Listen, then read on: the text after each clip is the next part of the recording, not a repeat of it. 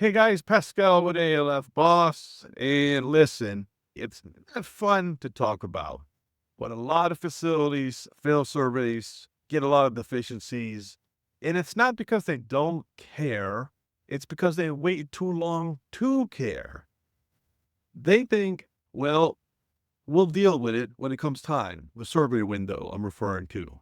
But by then, sometimes it's already too late, or pops up on a complaint survey. The number one reason facilities fail is no preparation. No mock audits, no systems, no pressure testing, no surprise walkthroughs to see how things really run when no one's watching. And then we have staff.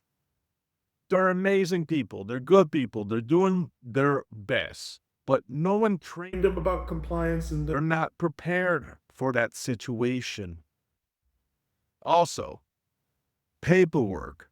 Don't even get me started on all the paperwork. Incomplete forms, missing forms, incomplete documentation. Your 1823s are just a whole mess. Some of them half filled out, no signatures, wrong dates. And here's the part that no one talks about. A lot of administrators are just overwhelmed. They're exhausted. They're reacting to everything instead of leading proactively.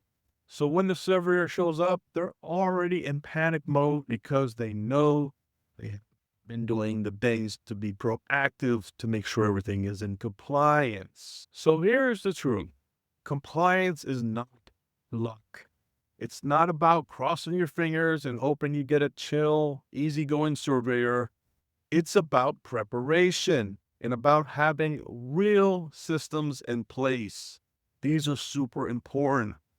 It's about training your people and testing your processes and your systems. So listen, if you're waiting for a survey window to start fixing things, you're already behind. Fix the systems now. Get your team ready now.